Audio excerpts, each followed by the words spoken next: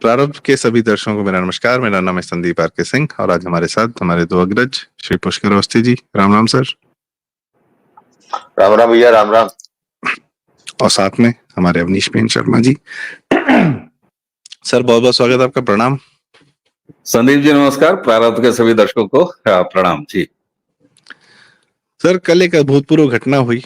दिल्ली में पटाखे बैन हैं और आम आदमी पार्टी की सरकार ने बाकायदा बहुत लोगों ने सुप्रीम कोर्ट में दरखास्त दे के पटाखे बैन करवाए हैं और बाकायदा तारीख निश्चित की गई है कि इस मतलब सितंबर के अंत से जनवरी की शुरुआत तक। पर दिल्ली में कल बहुत पटाखे फूटे सर, और उसी सरकार के पार्टी के कार्यालय के सामने फूटे, जहां जिसका नाम है आम आदमी पार्टी। क्यों? क्योंकि कल केजरीवाल बाहर आए सर, अवतरण हुआ उनका धरती पर जेल से। मतलब जिस प्रकार के केजरीवाल के मेंटल एबिलिटी है, वो जो अपने आप को समझता है, मुझे लगता है कल अपने आप को कृष्ण जी से कम नहीं समझ रहा होगा कि जेल से हमारा अवतरण हुआ है। और वैसे ही उसकी जनता उसको जो है हाथों हाथ सर पे ली हुई थी। अवनीश जी, मैं सबसे पहले आपसे जानना चाहूंगा ये हुआ क्यों? मतलब what are the technical grounds, किस बेसिस पे बाहर निकला है? जी बिल्कुल। एक सबसे बड़ा जो जी जी संदीप जी, एक जो सबसे बड़ा टेक्निकल मामला है इस पूरी रिहाई में, जमानत में, वो ये है कि अरविंद केजरीवाल तिहाड़ से बाहर आए हैं, लेकिन दिल्ली का मुख्यमंत्री अभी भी तिहाड़ में है। ऐसा मैं क्यों कह रहा हूं? आपने कहा कि किन शर्तों पर रिहाई हुई है। वो सारी शर्तें इस बात को स्थापित करती हैं कि दरअसल अरविंद केजरीवाल नाम का एक आदमी एक पार्टी का सर्वे सर्वा, दिल्ली में जिसके पास करोड़ों का शीश महल है, पत्नी है, बच्चे हैं, खूब सारे समर्थक हैं, जिंदाबाद करने वाली एक भीड़ है, पटाखा फोड़ने वाली एक भीड़ है, आपने बताया ही है, उसको जमानत मिली है। लेकिन दिल्ली का मुख्यमंत्री अभी भी तिहाड़ में। आइए देखिए कैसे तिहाड़ में है। अरविंद केजरीवाल मुख्यमंत्री कार्यालय नहीं जा सकते, अरविंद केजरीवाल कोई भी सरकारी मीटिंग नहीं ले सकते, अरविंद केजरीवाल किसी भी सरकारी फाइल पर दस्तखत नहीं कर सकते। यानी अरविंद केजरीवाल की रिहाई के पहले दिल्ली का मुख्यमंत्री जो तिहाड़ के अंदर था, अरविंद केजरीवाल के बाहर आने के बाद भी टेक्निकली दिल्ली का मुख्यमंत्री अभी भी तिहाड़ के अंदर है, यानी पुलिस की हिरासत में। ऐसे में अगर कोई ये कहे, ये दुहाई दे कि साहब अब दिल्ली की सरकार अच्छे से चलने लगेगी क्योंकि मुख्यमंत्री बाहर है, कैसे चलने लगी भैया? मुख्यमंत्री कार्यालय तो वो जाएंगे नहीं, किसी फाइल पर दस्तखत करेंगे नहीं, किसी ऑफिसर्स की मीटिंग वो लेंगे नहीं, नियुक्ति वो करेंगे नहीं, बजट एलोकेशन में वो भाग नहीं ले सकेंगे। अब एक बड़ा मजाक और देख लीजिए कि अरविंद केजरीवाल विधानसभा का सत्र बुला के और दुनिया भर की बातें करने के लिए मशहूर है। मैं बड़ी उत्सुकता से प्रतीक्षा कर रहा हूं संदीप जी कि वो अरविंद केजरीवाल जो ऑफिस नहीं जा सकते, सीएम के रूप में कुछ भी नहीं कर सकते, वो दिल्ली विधानसभा का सत्र बुलाते हैं कि नहीं। मेरे लिए ये बहुत महत्वपूर्ण है, क्योंकि ये जो जमानत उनको मिली है पिछली लोकसभा की तरह अपनी पार्टी का प्रचार करने के लिए तो मिली नहीं है। दूसरी चीज, अरविंद केजरीवाल ने सुप्रीम कोर्ट में 2 एप्लीकेशंस लगाई थी।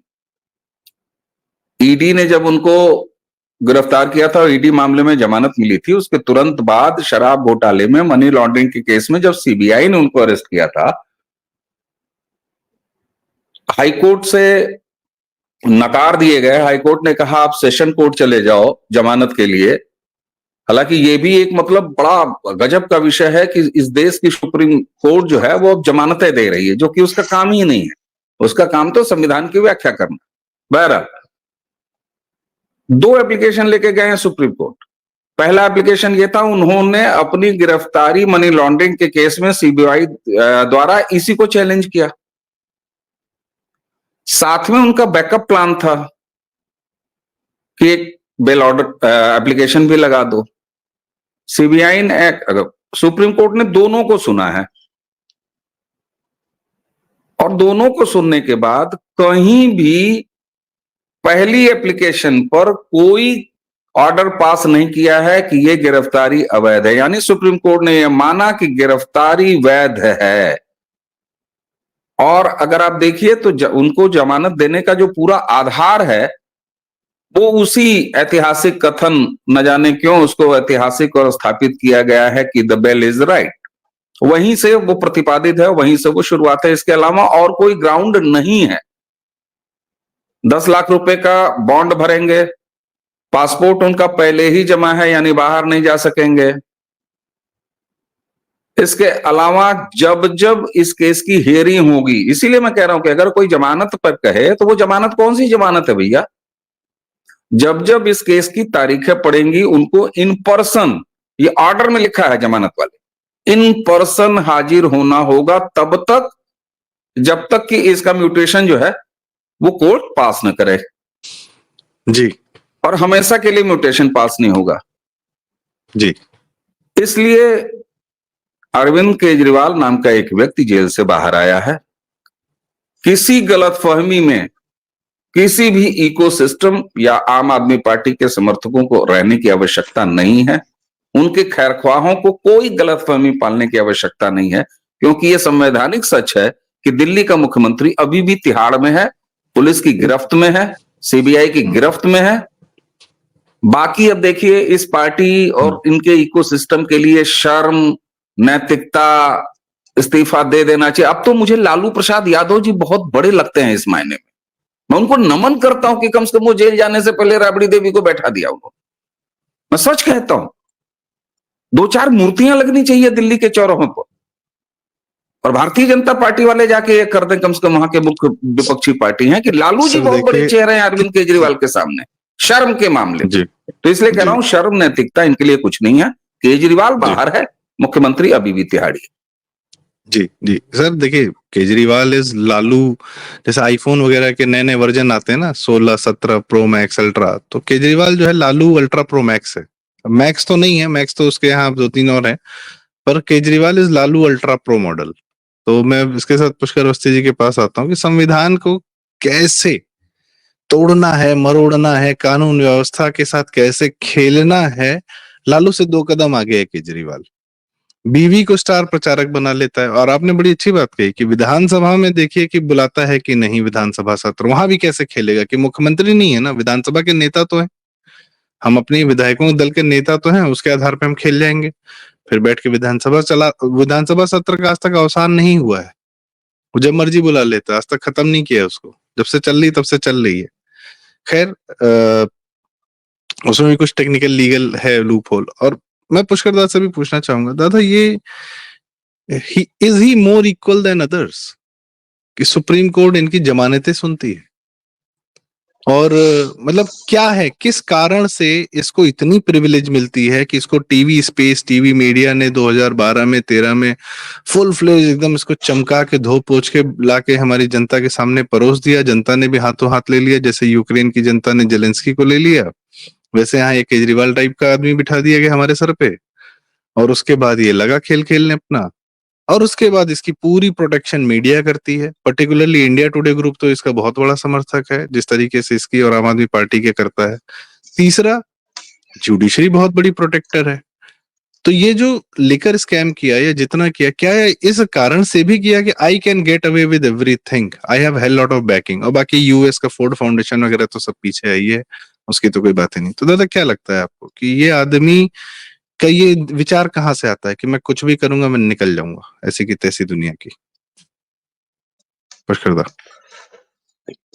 देखिए, पहले तो ये कि आज के तब वर्तमान में हमको ये स्वीकार कर लेना होगा कि अरविंद केजरीवाल जो है कोई एक नाम नहीं है, कोई एक राजनेता नहीं है। अरविंद केजरीवाल जो है एक प्रतीक है, वो प्रतिनिधि है। भारत की जन का प्रतिनिधि है कि नहीं, वो जनता जाने जो उसको वोट करती है। अरविंद केजरीवाल उन शक्तियों का भारत में प्रतिनिधि है जिन शक्तियों ने भारत में सदैव बैकग्राउंड से जो है अपना प्रभाव रखा है। हम भारतीय बड़े ही कहना चाहिए कि मुगालते में रहने का हमको शौक है, हम भारतीयों को अपने सेल्फ उस पर बड़ा बिलीव है, और ये कहना चाहिए अतिवादी हैं हम लोग। ये मान के चलते हैं कि हमारा भारत 47 में स्वतंत्र हो गया था, उसके बाद जितनी सरकारें चली हैं बड़ी स्वतंत्र थी। ऐसा बिल्कुल नहीं था। समय समय काल में जैसे जैसे शक्तियां जो है प्रभाव में आई है, करती रही है। आजकल जो है पिछले 1 साल से जो है पूरे भारत में जो एक नाम चल रहा है डीप स्टेट, वो डीप स्टेट की परिभाषा बड़ी अलग टाइप की है। डीप स्टेट में राष्ट्र भी शामिल है, उसमें जो है पुराने राजघराने भी शामिल है, उसमें जो है बिजनेस हाउसेस भी शामिल है। अंततः इसको समझ लेते कि वो शक्तियां जो कि दूसरे राज्य को बाजार बनाती हैं, और उनके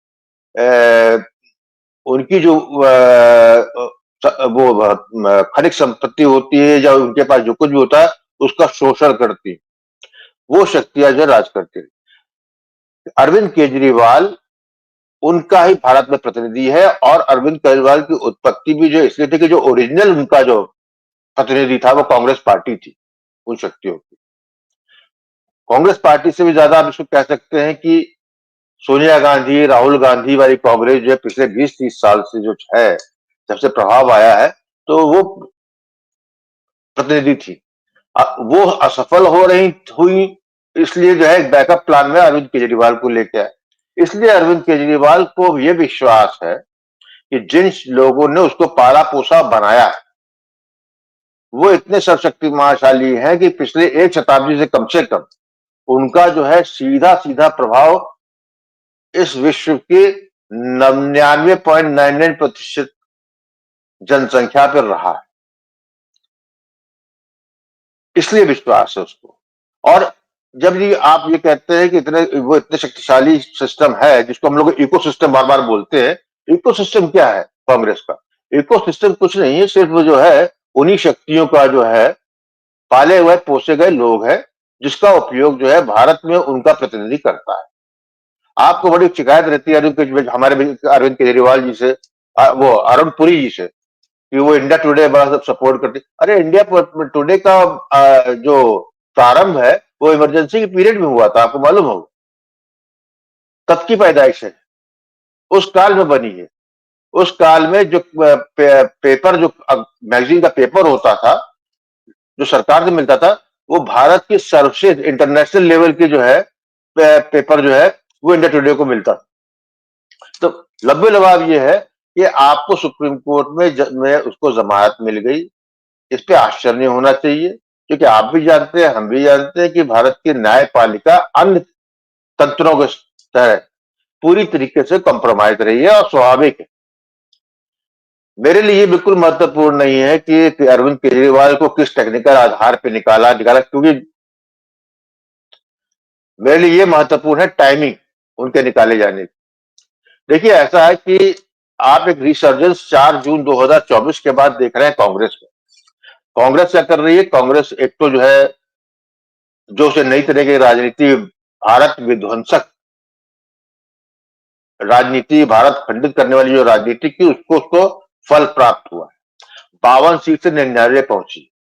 भारत की जनता ने, भारत की जनता के एक बड़े वर्ग उसको स्वीकारा है कि जहां पर उसके लिए स्वीकार्य है कि उसके अपने स्वार्थ के लिए ये स्वीकार्य है कि भारत का खंडित होने में कोई बात करता, हमें फर्क नहीं पड़ता है।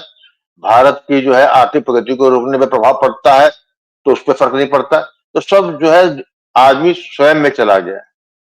तो ऐसे हालात में राहुल गांधी अपनी टेरिटरी रिक्लेम कर रहे हैं। अरविंद केजरीवाल इसलिए बाहर है ताकि जिस टेरिटरी अरविंद केजरीवाल की थी वो थी खालिस्तानियों की। ओरिजिनल फंडर जो है, आपको जो फोर्ड वोर्ड का तो बाद में आता है इन लोगों का, वो तो बैकग्राउंड वाले है, लेकिन जो सबसे भारत द्रोही कोई था ग्रुप कहेंगे, वो आप कहेंगे खालिस्तानियों को, जो कि कनाडा से और अमेरिका से गवर्न करते हैं। और कभी अरविंद केजरीवाल ने उनके पक्ष में बात नहीं की इन 10 सालों में, जब से मैं याद रखा। उन्होंने हमेशा उनसे पैसा लिया, उनके साथ है, लेकिन कभी भी उनके सपोर्ट में वक्तव्य देने से बचते रहे, मिले भी उन खालिस्तानियों से तो कोशिश यही करते रहे, छुप छुप के मिलते रहे। कभी कभार जो है उनका जो है छुप छुप के मिलना सामने था, तो हम लोगों ने उनको ब्रांडेड कर दिया कि इनको जो है खालिस्तान से सपोर्ट मिलता है। अब आप ध्यान दीजिए कि अभी जी कुछ दिनों पहले राहुल गांधी वहां था, अमेरिका में है, और उसने जो है वहां पे जो है एक सिखों को लेकर बयान दिया, और ऐसा वाहियात बयान दिया कि वो केवल खालिस्तानियों को ही पसंद आ सकता है, क्योंकि वो उनका जो नैरेटिव वो सेट करना चाहते हैं उसके साथ बैठता है कि वो गुरुद्वारा जी नहीं जा पाएगा, कृपाण नहीं रख पाएगा, पगड़ी नहीं बांध पाएगा। ये खतरे की घंटी थी, क्योंकि खालिस्तान को बनाने वाली जो है, भिंडरवाला को बनाने वाली कांग्रेस है, मदर ऑर्गेनाइजेशन कांग्रेस थी जी इन मिड 70s, अकालियों को डाउन करने के लिए जो राजनीति की गई थी।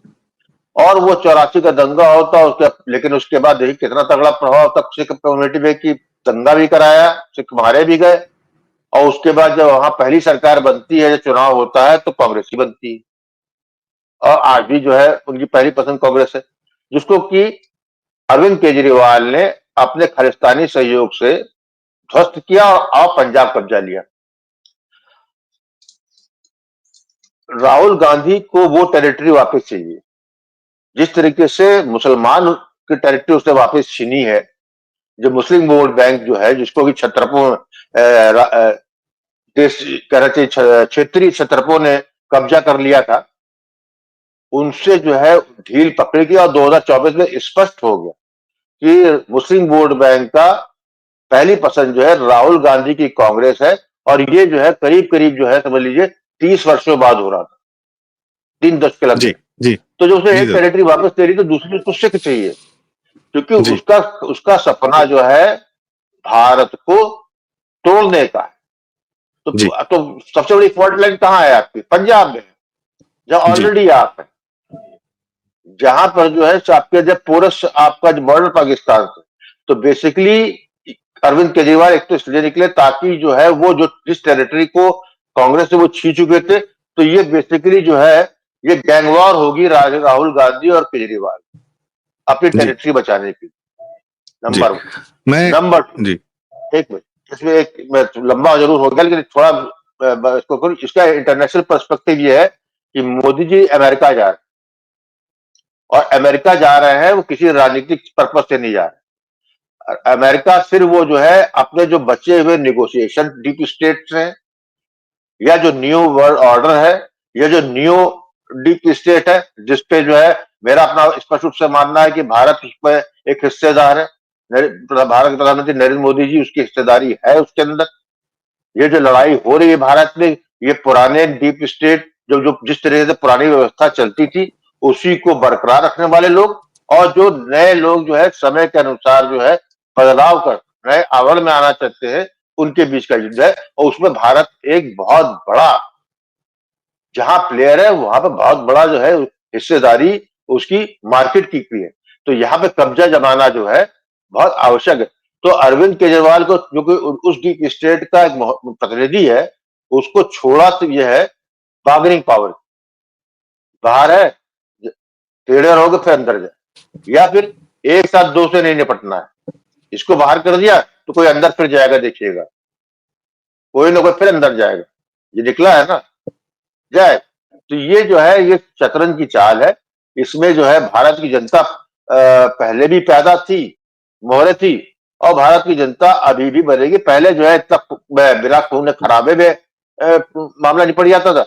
अब हम जिस जिस अराजक माहौल पे जा रहे हैं उसमें बहुत बुरा होने जा रहा है। जी जी ये तो आपकी बात हमेशा से हमने सुनी, और अब हम होते हुए भी देख रहे हैं कि ये विप्लव काल है, और ये कहीं ना कहीं सड़क पे आएगा। बांग्लादेश के माध्यम से हमने तत्काल देखा, और भारत में बहुत लोग की इच्छा है कि ये हो जाए। अवनीश जी से मैं एक सवाल और पूछना चाहूंगा सर, कि बार बार कहा जा रहा है कि ये केजरीवाल को टाइमिंग जो निकाली गई है, जैसे संजय सिंह को निकाला गया था जब सुनीता केजरीवाल को बहुत ज्यादा पुश किया जा रहा था, आम आदमी पार्टी के माध्यम से आतिशी मार लेना वगैरह एकदम फोर फ्रंट पे खेल रहे थे, आपस में कुछ कुछ हो रहा था। फिर पता चला कि सिसोदिया को निकाला गया। अब केजरीवाल को निकाला गया क्योंकि हरियाणा इलेक्शन नजदीक है और केजरीवाल की आम आदमी पार्टी वहां पे। तो क्या हरियाणा भी एक हरियाणा इलेक्शन, जैसे जिस प्रकार की बात हम केजरीवाल के नाम पर करते हैं कि ही इज अ बहुत बड़ा वाला है, तो उसको क्या एक हरियाणा इलेक्शन के लिए निकाला जाना इतना इम्पोर्टेंट लगता है क्या आपको? ठीक बात है संदीप जी, निकाला गया है, फलाने को निकाला गया, मुझे लगता है कि ये नहीं, निकाला गया शब्द से मेरी आपत्ति है। अगर आप ये कह रहे हैं कि निकाला गया, इसका मतलब है कि चंद्रचूड़ साहब और मोदी साहब जब गणपति पर मिले तो उस समय आपस में ये डिसाइड हो गया कि फलाने को निकाल दो, ये कहना आत्मघाती होगा जी। ये अनैतिक नहीं होगा, ये आत्मघाती होगा। नहीं सर, आप सरकार रहते हुए नहीं, आप न्यायपालिका के रूप बारे में शक जाहिर करना ये अलग चीज है। मेरा ये इन्फ्रेंस नहीं है निकाला, कि भाजपा सरकार ने निकाला, मैं कह रहा हूं जिसने भी निकाला। निकालने को तो अगर टेक्निकली आप कहिए, निकालने का तो आप टेक्निकली कहिए तो एक बेल की एप्लीकेशन होती है, उस पर एक वकील जिरह करता है, दूसरा जो है जज जो है वो निकाल देता है, तो या तो ये मामला वहीं तक है। लेकिन अगर हम स्पष्ट रूप से ये कहना शुरू कर देंगे कि फलाने को निकाल दिया गया, ढकाने को निकाल दिया गया, ठीक है ऐसे उदाहरण हैं, लेकिन सार्वजनिक मंचों पर मुझे लगता है कि इस तरह की बातों से भी थोड़ा बचना चाहिए। इसको सीधे न कह के बहुत सारी चीजें बात की जा सकती हैं। एक आपने कहा कि केजरीवाल को जून में सिर्फ और सिर्फ चुनाव प्रचार के लिए जमानत दी गई थी, सिर्फ और सिर्फ चुनाव प्रचार के लिए। उसके केस में कोई दिक्कत नहीं थी, वो पूरी तरह अपराधी है इस प्रकार की बात चल रही थी, कोई टिप्पणी सबूतों पर नहीं थी, पर सिर्फ चुनाव प्रचार के लिए कुछ दिन के लिए लोकसभा चुनाव के लिए न्यायपालिका ने बाहर निकाला था। बस ये मैं कहना चाहता हूं, कुछ नहीं कहना। जी ठीक है, फिर मेरे इस प्रश्न का जवाब दे दीजिए। इसी देश का संविधान जेल में 302 के आरोप तक में बंद व्यक्ति को चुनाव लड़ने की परमिशन देता है और पर्चा भरने के लिए बाहर निकालता है। फिर वो क्या है? अभी एक खालिस्तानी माइंडसेट का व्यक्ति डिब्रूगढ़ से निकला और चुनाव लड़ा ना, ये परमिशन दी जाती है, ये परमिशन है, ऑलरेडी संविधान में है। तो या तो अपने संविधान को सुधारा जाए कि जिसमें इस तरह के लूप होल्स हैं, या फिर ये कहा जाए कि नहीं साहब ये कंप्रोमाइज्ड है और ऐसा होता है। मैं जरा एक चीज पर और आऊंगा, पुष्कर दा ने जो बात कही ना, इंटरनेशनल जो पर्सपेक्टिव बताया पूरा इसका, मुझे उसमें कुछ चीजें बड़ी रुचिकर लगी, लेकिन मुझे ये एक चीज नहीं समझ में आई कि एक ही समय कोई नया सो कॉल्ड डीप स्टेट, कोई पुराना सो कॉल्ड डीप स्टेट, तो अगर अरविंद केजरीवाल नए डीप स्टेट का है, अगर कांग्रेस पार्टी परंपरागत रूप से पुराने डीप स्टेट के रिप्रेजेंटेशन करती है, तो क्या अरविंद केजरीवाल नए किसी डीप स्टेट का रिप्रेजेंटेशन करते हैं? ऐसे में पॉलिटिकली एक बड़ी गजब चीज खड़ी हो जाएगी कि साहब फिर नए वर्ल्ड ऑर्डर में अगर स्टेक है भारत का, तो फिर अरविंद केजरीवाल की लाइन किससे मिलती है? खैर ये कंफ्यूजन आगे दूर हो जाएगा। आपने पूछा हरियाणा चुनाव के बारे में, देखिए साहब ऐसा है कि मैंने पहले ही कहा कि अरविंद केजरीवाल बाहर हैं, आम आदमी पार्टी का नेता बाहर है, मुख्यमंत्री अंदर है, तो निश्चित रूप से चुनाव तो हर सीट पर लड़ रहा है, ज्यादातर सीटों पर हरियाणा में लड़ रहा है। 90 सीटों की असेंबली है और 90 जैसे छोटी संख्या वाली कोई भी असेंबली, अगर उसमें 5 सीट दाएं बाएं हो गई तो फिर खेल पलट जाएगा। तो फिर इसको ऐसा क्यों ना कहा जाए कि कांग्रेस का खेल बिगाड़ने के लिए अरविंद केजरीवाल को बाहर निकाल दिया गया हरियाणा चुनाव में। क्या इस थ्योरी को कोई बाय करेगा? और नहीं करेगा तो क्यों? मैं अगर ये रखूं सामने कि भाई साहब हरियाणा चुनाव में कांग्रेस की ऐसी तैसी करने के लिए, क्योंकि भारतीय जनता पार्टी का कोई भी ऐसा वोटर वर्ग नहीं है जो अरविंद केजरीवाल के बाहर आ जाने के बाद उसको वोट देगा, यानी भाजपा का एक भी वोट कम नहीं होने जा रहा है। अरविंद केजरीवाल के नेतृत्व में आम आदमी पार्टी अगर हरियाणा में चुनाव लड़ रही है तो जो कुछ भी वोटों का नुकसान होगा वो कांग्रेस को होगा। तो फिर मेरे इस प्रश्न का उत्तर जो है वो बड़ा रुचिकर हो जाता है खोजना कि भैया किसने निकाला अरविंद केजरीवाल को। अगर टाइमिंग पर हम बात कर रहे हैं और हरियाणा चुनाव के संदर्भ में हम बात कर रहे हैं, तो भैया फिर किसने निकाला? सर, ये कांग्रेस तो की मिट्टी हरियाणा पलीत चुनाव कौन करना चाहता है? वो सर, कौन सा ये डीपी तो स्टेट है जिसने जो है इस देश की सुप्रीम कोर्ट को ऑर्डर दिया कि निकाल दो इसको, ताकि हरियाणा के चुनाव में कांग्रेस की और हुड्डा की हम्म बैंड बज जाए? तो देखिए, ऐसा सर, ये है, तो ये हरियाणा बड़ा चुनाव का घालमेल है रिजल्ट साहब, बताएगा। कुल मिला के बड़ा घालमेल है साहब, कुल मिला के जी जी जी 2014 से भारत की राजनीति जिस दिशा में चली है और चल रही है, वो सीधे सीधे है। एक राजनीति राष्ट्र प्रथम की बात करती है, नेशन फर्स्ट की बात करती है, भारतीय संस्कृति की बात करती है, सनातन संस्कृति की बात करती है, और दूसरी इसके खिलाफ है। इसके टोटली। अलावा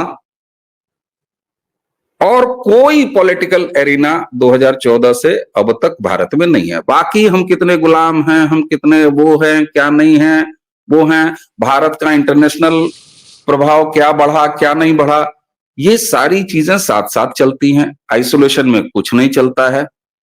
ग्राम प्रधान का चुनाव में भी अगर कोई माहौल बन रहा है तो वो अमेरिका से प्रभावित हो सकता है, नहीं भी हो सकता है।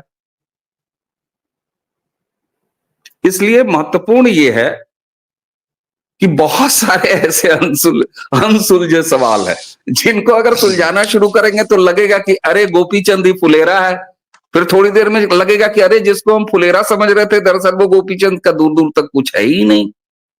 तो जी सवाल बहुत सारे खड़े हो सकते हैं, लेकिन जी बात वही है कि 2014 से और वर्तमान भारत में एक राष्ट्र के साथ खड़ा हुआ धड़ा है और दूसरा राष्ट्र के खिलाफ। सबसे अच्छी, सकारात्मक और संतोषजनक बात यह है कि जो राष्ट्र प्रथम के भाव से जी रहा है, राजनीति कर रहा है, वो लगातार 2014 से सत्ता में। ये एक वर्तमान ये सच। ये बात आपकी सही है, और इसमें मैं बस एक लाइन जोड़ना चाहूंगा जो आपने कहा कि कौन राष्ट्र के साथ है, कौन राष्ट्र के खिलाफ है नेता। जिसको जिसको मुस्लिम वोट बैंक पूरी तरह समर्थन करता है वो राष्ट्र के विरोध में है। आपको पूरा वो आदमी ऊपर से लेकर नीचे तक दिखेगा, मुस्लिम वोट बैंक प्लस एक ईसाई वोट बैंक जो है, क्योंकि तमिलनाडु में उनका ज्यादा रोल है। और जिसको जिसको हिंदूवादी लोग समर्थन करते हैं वो राष्ट्र के साथ रहते हैं। और डीप स्टेट में भी ये फर्क निकाला जा सकता है, वो एक अलग बात है। पुष्कर दा, आपके क्लोजिंग कमेंट हरियाणा इलेक्शन पर क्या? क्योंकि हरियाणा इलेक्शन में जब रिजल्ट आते हैं तो गोपाल कांडा नाम के एक आदमी की भी बड़ी चर्चा होने लगती है। 5 घंटे के अंदर पूरा खेल पलट दिया जाता है। वो निकल चुके हैं चंडीगढ़ से प्राइवेट प्लेन लेके 6 विधायकों को, 6 निर्दलीय विधायकों को लेकर। फिर जजपा को आना ही पड़ता है, तो फिर 5 साल फिर से जो है खट्टर जी की सरकार चलती है। अब सैनी जी आ गए हैं। तो अवनीश जी ने सही कहा है कि कुछ मतलब कुछ 2 4 5 हजार वोट भी खेल सकते हैं, 5 6 सीटें तो ऊपर नीचे हो जाए तो बड़ी बात है। तो इसमें भी उसका रोल देखते हैं क्या? अच्छा, क्या है कि पुराने साथी हैं योगेंद्र यादव, बेचारे गुड़गांव से बहुत बार उन्होंने प्रयास किया चुनाव लड़ने का, 10 वोट नहीं पाते हैं। जैसा आम आदमी पार्टी वाले जब दिल्ली से बाहर निकलते हैं तो 10 वोट नहीं पाते हैं। जी जी एक चीज खाली जोड़ आपस दूं, में कर एक लो। चीज खाली जोड़ दूं, जी जी एक चीज खाली जोड़ दूं और बिल्कुल तथ्यात्मक जोड़ दूं। आप देखिए कि कैसे आम आदमी पार्टी हरियाणा के चुनाव में कांग्रेस का खेल बिगाड़ने जा रही है। उसका एक उदाहरण, सबसे बड़ा चर्चित चेहरा एक विनेश फोगाट का ले लीजिए। जुलाना की जिस सीट से कांग्रेस की उम्मीदवार है विनेश फोगाट, अरविंद केजरीवाल की पार्टी ने वहीं से एक दलाल नाम की इंटरनेशनल पहलवान, वो भी है, और विनेश फोगाट के साथ उस आंदोलन में बड़ा चेहरा थी, उसको टिकट दे दिया है, उसको उतार दिया है। अब साहब बताइए, एक जींद की बहू है विनेश फोगाट, तो दूसरी जो दलाल आम आदमी पार्टी से उतरी है वो जींद की बेटी है। अब बताइए साहब। बेटी वर्सेस बहू तो हर घर की कहानी है सर। खैर पुष्कर दादा, आप बताएं कि देखिए, जो अरविंद केजरीवाल सुप्रीम कोर्ट से बाहर निकाले गए, निकले, इसका कोई महत्व नहीं, कि सत्य ये है कि बेल किसी को भी मिल सकती है। सुप्रीम कोर्ट कुछ भी कर सकता है। सुप्रीम कोर्ट वो भी कर सकता है जो उसका अधिकार नहीं है। तो 50 ऐसे उदाहरण जिसमें कि सुप्रीम कोर्ट ने जो है अपना जुडिशियल एक्टिविज्म दिखाया है, या बियॉन्ड जाकर जो है एक्सिक्यूटिव पावर का तक का प्रयोग किया सुप्रीम कोर्ट ने। तो मैं तो स्पष्ट कहूंगा सुप्रीम कोर्ट ने से उसको निकाला गया। किसने निकाला, नहीं निकाला, अब दूसरी का। देखिए, यदि एक पास्ट प्रेसिडेंट सुप्रीम कोर्ट के पास था कि जब 2024 का लोकसभा चुनाव था, कि प्रचार करने के लिए उसको जो है जमानत से बाहर निकाला गया, ठीक है, पेरोल पे। तो भैया, हरियाणा का चुनाव आने वाला था, तब निकाल लेते। उससे बहुत पहले निकाला गया। अभी इसलिए ये, क्योंकि ये तब हो सकती थी, तब एप्लीकेशन लगती कि जिस तरीके से पास्ट प्रेसिडेंट भी था कि भाई पिछली बार आपने हमको जो है पार्टी के लिए प्रचार के लिए निकाला था, इस बार आप हम जो है पार्टी के प्रचार फिर दीजिए, और सुप्रीम कोर्ट देती। लेकिन उससे बहुत पहले निकाला गया इसको, और जब निकाला गया है तो 50 शर्तें लगा। ये शर्तें वहां तब नहीं थी महाराज, जब इनको जो है 2024 में मई में जब मिली थी बेल प्रचार के लिए, तब उनकी ये इतनी शर्तें नहीं थी जो इस बार शर्तें ठोकी इन्होंने सुप्रीम कोर्ट। तो ऐसा नथिंग, इसमें जो है ये समझ में स्पष्ट आता है कि 2024 का मई और 2024 का सितंबर में बढ़ा देता है। चीजें बदल रही है, चीजें हम लोग आपको इसको नहीं कर समझ में आ रहा, अलग कहानी। जहां तक अवनीश ने एक बात अच्छी पूछी थी कि अरविंद की new deep state old deep state, ऐसा कुछ नहीं होता। 1956 में भारत में जिम्मेदारी थी, 1956 तक जिम्मेदारी जब एबॉलिश की हुई, उसके बाद कितने जमींदार जो है तीसरी पीढ़ी जो है असफल है। ज्यादातर जो है जो समय के साथ नई इसमें व्यवस्था में पलट गए, वो और सुदृढ़ हो गए, चाहे पैसे से चाहे राजनीतिक रूप से, जो नई व्यवस्था थी। और कई जमींदार जिनको मैं जानता हूं, मेरे घर में भी रहे हैं, वो उनकी जो पोता पोती जो है, वो जो है उनकी स्थिति जो है दयनीय कहूंगा, जिंदगी भर बेच खाए। तो यही इतना ही अंतर होता है पुरानी व्यवस्था में और नई व्यवस्था में। और ये हमेशा जो है विश्व में हर शताब्दी के बीच में एक बार बहुत बड़ी चर्निंग आती है, वो होती है इकोनॉमिक्स की। और इकोनॉमिक्स जो है रूल करता है व्यवस्था पे। ये हमारा जो नेशन स्टेट, जो 20th सेंचुरी में जो नेशन स्टेट की परिकल्पना आई है, उस परिकल्पना के तहत पहली बार बड़ी चर्निंग आ रही है। एक जो हल्की सी थी वो सेकंड वर्ल्ड वॉर में हो चुकी, जब ब्रिटिश का पाउंड खत्म हुआ और अमेरिकन डॉलर आया। वहां पर जो है 39 तक जो है, मुझे लगता है ये बहुत वृहद चर्चा का विषय है, इसको आधा अधूरा नहीं छोड़ा जा सकता। जी, तो मेरा भाई कहना है कि अरविंद केजरीवाल को आप जो है भारत के प्रतिनिधियों के बीच की लड़ाई है, उसको जो है हमेशा जब इतना बड़ा काम होता है जिसकी प्लानिंग 20-30 साल की होती है, या ये एक दिन की कहानी नहीं होती, आगे 20 साल बाद क्या होगा, हमेशा प्लान भी तैयार होता है। उन्होंने 3 तैयार किए थे, भारत में अरविंद केजरीवाल, जेलेंस्की यूक्रेन में, और पाकिस्तान में इमरान खान। और तीनों का बैकग्राउंड एक ही टाइप का है, तीनों एक ही जगह से आए। उसमें से इमरान खान प्राइम मिनिस्टर हुआ, असफल हो गया, निकल गया। जेलेंस्की सफल होके अभी भी टट्टू बना हुआ। अरविंद केजरीवाल के पास मौका आया, उसको भारत की जनता ने बहुत सहयोग किया, लेकिन दुर्भाग्य वही है कि 2014 में एक राष्ट्रवादी विचारधारा की सरकार आ गई, एक बड़ा ही सक्षम नेता हमको मिला, इसलिए वो झेल रहा है। इसलिए अरविंद केजरीवाल सुप्रीम कोर्ट, आज हम लोग अरविंद केजरीवाल को जो है कहा 2011 का जो है इंडिया अगेंस्ट करप्शन वाला अरविंद केजरीवाल, और 13 साल में जो है उसको हम लोग कहा से कहा पर किस तरीके से हम संबोधित कर रहे हैं। तो ऐसा कुछ नहीं है। बेसिकली जो अरविंद केजरीवाल, जब ऐसे व्यक्तित्व कोई जब जेल से बाहर निकलेगा और आने कहीं किसी भी राज्य में कोई चुनाव आने वाला होगा, तो उसके समीकरणों में प्रभाव पड़ेगा ही पड़ेगा। इसमें हर चीज होता है, कोई एक सीधे लकीर कोई चीज नहीं है। क्या परिणाम निकलेंगे, क्या निकलेंगे, राहुल गांधी से कितना खींच पाते हैं, राहुल गांधी कितना और प्रबलता से जो है आगे बढ़ते हैं, केजरीवाल को ही खा जाते हैं, ये देखने का विषय होगा। अल्टीमेटली निकले तो वहीं से। तो मेरे लिए महत्वपूर्ण इस बात का नहीं है कि हरियाणा में चुनाव में परिणाम क्या होंगे। जैसा अवनीश ने कहा, निसंदेह ऐसा हो सकता है, और लग भी रहा है, मुझको भी लग रहा है, लेकिन बहुत छोटी घटना है। मतलब छोटी घटना तो नहीं कहूंगा उसको, लेकिन वो कोई भी चीज होती है उसके 2-3 इफेक्ट्स होते हैं। One effect will be Haryana election for sure, लेकिन मेरा व्यू थोड़ा डिफरेंट है। तो मैं इसको जो है बड़े परेशान सोचता हूँ कि कुछ और मामला है इसके अंदर। जी। तो आज की चर्चा हम यहीं समाप्त करते हैं। केजरीवाल पर जितनी भी हदीसें लिखी गई हैं या भविष्य में लिखी जाएंगी, उनका ये शुरुआत हो रही है केजरीवाल हदीस लिखने की। मैं पुराण नहीं कहूंगा, पुराण बहुत पवित्र होते हैं, क्योंकि केजरीवाल पूर्ण रूप से कतई हिंदू नहीं है, क्योंकि हिंदुओं का जिस तरीके से मजाक उड़ाया है उसने, जो घृणा है उसके बीच में, वो हिंदू है नहीं, उसको छोड़ देता है। वो तो वो कुछ भी हो सकता है, क्रिप्टो वो है भाई। हिंदू नहीं है, वो ईसाई हो, क्रिप्टो हो, तो मोहम्मद को फर्क नहीं पड़ता। खैर एनीवे, भारत का नहीं है, ये तय है। तो इसी के साथ हम इस चर्चा का अंत यहाँ पर करते हैं। और अनिश जी बहुत बहुत धन्यवाद सर, और पुष्कर जी बहुत बहुत धन्यवाद सर, आप सबका, अपने विचार अपने राम प्रस्तुत राम किए भैया, राम केजरीवाल राम। पर। और केजरीवाल पर डिस्कशन बहुत जरूरी है, क्योंकि ऐसे आसपास हमारे बहुत सारे केजरीवाल घूम रहे हैं जिनको देश बेचने में बहुत मन लगता है। तो इस तरीके से उनको पहचानने के लिए केजरीवाल प्रतीक है। केजरीवाल को देखिए, आसपास के केजरीवाल को पकड़िए, उनसे बच के रहिए। इसी के साथ दर्शकों बहुत बहुत धन्यवाद। प्रारब्ध पर प्रारब्ध चैनल को प्लीज लाइक सब्सक्राइब करें। वीडियो ये पसंद आया हो लाइक करें, शेयर करें।